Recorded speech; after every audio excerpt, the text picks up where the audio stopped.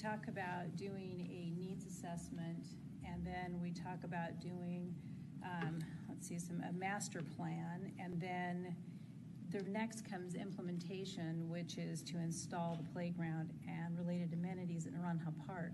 And so if we haven't completed a community-wide needs assessment for all the parks and recreation amenities with all of the different assets the town owns, my question is how can we put that in there to say we're going to install it if we don't even know what we should be installing based on a needs assessment? And I realize that we did look at that last year, but since that time, we've now said that we are doing a comprehensive needs assessment, and we will then follow it up with a master plan. And what are the priorities? And if we're going to do a needs assessment, then let's do a needs assessment. We'll look at public safety, we'll look at our public works, we can look at everything. Because I don't think that it's being transparent by coming in and saying we're going to install this and we're potentially going to look at $2 million into the next year's budget when we are not going to do what I would call a whole total needs assessment. It just doesn't seem like we're following a needs assessment, master plan, and then doing implementation. Whoa, talk about out of control government spending.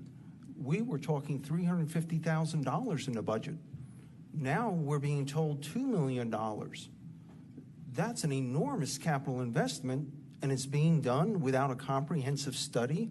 And are we telling the people of Oro Valley that the most important object we can spend $2 million, a significant amount for this town, is a playground at Naranja Town Park?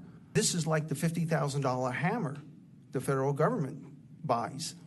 So in light of that, I think that has to be removed. We decided to do this comprehensive needs assessment, but we left this here, and that becomes $2 million. I don't know how much of it would be actually in next year's budget. And I am a little concerned when we are talking about that size of capital investment without having done the needs assessment. We've talked about all things need to be done, but I think we're putting the cart before the horse here in terms of saying, without knowing what the needs assessment is going to be, that we're going to do it.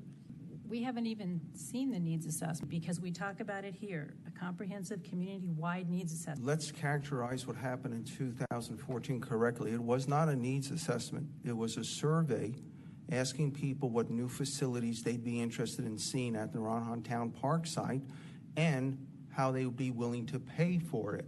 Primarily for the user to pay, user fees. Okay, so we should charge each child as they slide down the slide and swing on the swing according to that survey then.